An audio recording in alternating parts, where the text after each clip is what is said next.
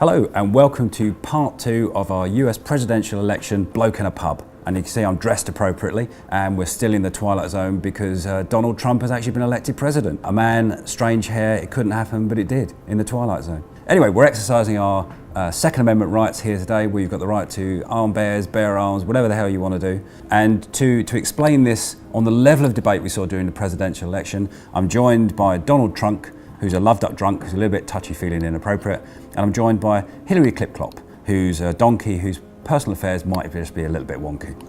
You're a puppet. No, you're a puppet. Actually, the pair of you are just a narrative vehicle, so you can just shut up. If only it was that easy. Now, they actually represent the two major parties that put forward a presidential candidate. You've got the Republicans and you've got the Democrats. There's not much ideologically to separate them or in terms of policy.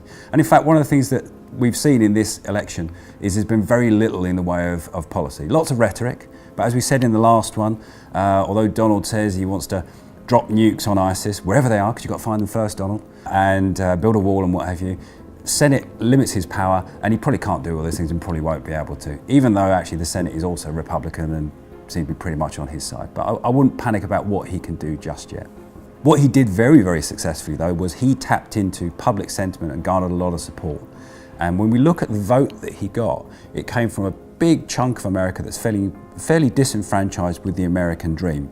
Now, these are people who, over the last couple of decades, had been living an aspirational lifestyle on credit. They were sold a dream of entitlement, and they lived it on credit, which was freely available. Now, at the same time, their jobs were moving to the Far East, where it was cheaper to produce things. So you had the dwindling job market, and you had people living with more and more loans. Then you had the credit crunch, credit dries up, so suddenly they find themselves that when they want to buy a new telly, they can't because they can't get the credit. Same with buying a new car. Then the kids reach 18 and they can't kick them out because they can't get a mortgage, so they all have to live together. Then grandma gets sick and they can't afford the healthcare, which is grotesquely expensive in the States, and you have to pay for it all yourself, no NHS there. So their standard of living goes back to something that looks a bit like the 50s, it's very retrograde, and people don't like going backwards in terms of the standard of living. So they didn't like that very much. They got very upset about that and they wanted to blame someone. So they blamed the establishment because it was obviously their fault. And the vote really can be characterised as a protest vote against elite power, which is not responsible or directly answerable to people. Now the question is, can Donald actually deliver on any of this? Look at some of his policies that he has actually come out with. They might actually hurt the people who have voted him in. So he's talking about trade tariffs. Now that will increase the cost of imports to the States, the cost of production, and price of goods will go up to the people who can probably afford it, the least at the bottom of the social scale. He's also talking about repealing something called the Affordable Care Act. And as I said, you pay for your healthcare in the States. Hillary sponsored a subsidied program to reduce those costs, and now the people at the bottom of the heap will have to pay much more for that, will be excluded from care. So they might be hurt by what he's doing. The bottom line is, though, we don't know.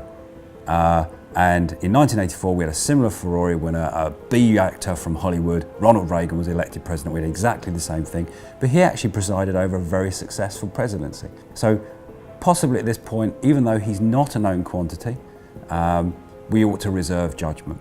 Now, in terms of investment, what does that mean? Well, markets don't like uncertainty, and he is an unknown quantity. Markets were fairly sanguine yesterday, but we won't really know until he gets into office in January and starts to do anything. So at the moment, we should probably reserve judgment, we should stay calm and objective, not panic too much, and we'll just have to wait and see. But that's why he got elected. It's more than vaguely unbelievable, as is our set and this hat.